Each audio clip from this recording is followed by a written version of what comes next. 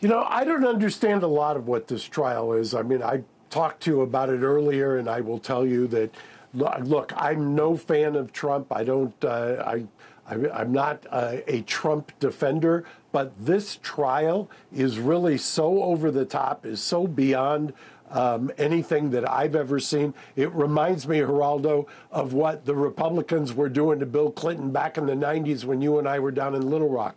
This is exactly what you should not do in a criminal court, which is politicize it. They're taking him off the trail.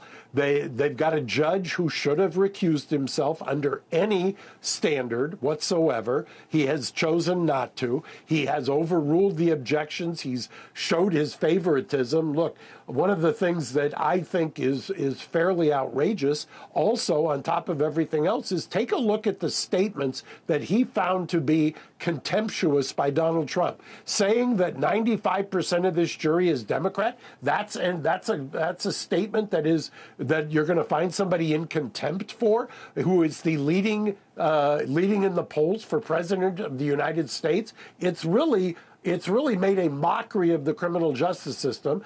And to come full circle to your question, we're not in the courtroom looking at the jurors. I know Susan Nicholas. She's a very, very able trial lawyer.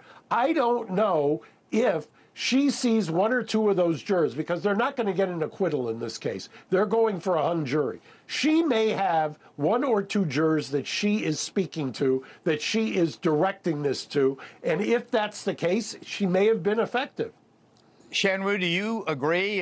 Well, Mark was equivocal about it, but what about Stormy Daniels, how she was treated? Before we move on to Michael Cohen, would you have questioned her so severely? Were you in the seat of the defense?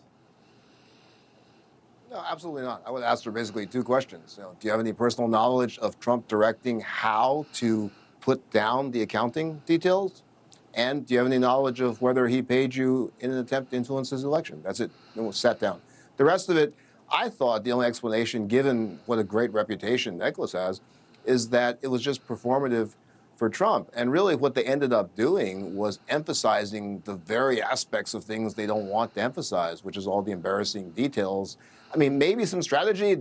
Direct had brought it out, and then they didn't object very much and then moved for mistrial. But it's sort of like, why on cross would you want to keep emphasizing the very thing that is bad for your client? And it seems to me, Shan Wu, that in attacking Stormy Daniels the way they did, I'm going to move on to Michael Cohen, but this fascinates me.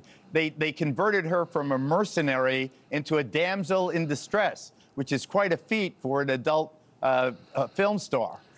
They really went way out of line and brought sympathy to a hostile witness. Don't you agree?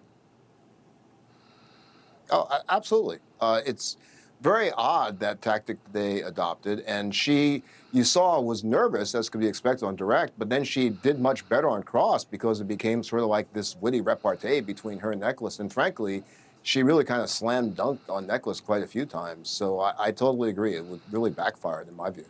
And Mark, so it's all about Michael Cohen, isn't it? Is there any case, you say that the only hope of the defense is a juror or two. Isn't it Michael Cohen's credibility now against Donald Trump's credibility? And who wins in that battle? What do you think?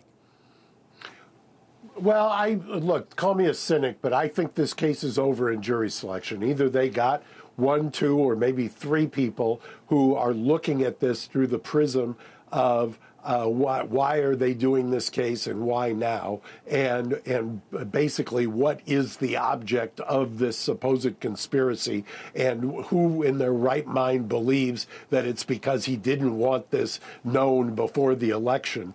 I mean, if it's that, then, and they've got one, two, or three jurors who are looking cockeyed at the prosecutors, then they're going to do the same when they look at Michael Cohen. But if you have people who are predisposed to want to see the former president convicted here on that jury, which I guarantee you do, if that's the case, they're going to overlook Michael Cohen's foibles, and they're going to just say, well, the prosecution doesn't pick their witnesses. This is who he surrounds himself with. It's a dirty business. Sleep with dog, wake up with fleas. I've heard that, 100 times out of prosecutors. So I really don't think Michael Cohen is going to be the be-all and end-all in this case.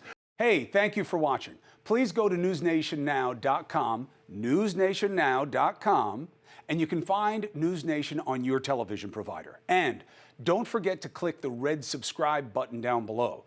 Then you will get more of News Nation's fact-driven coverage.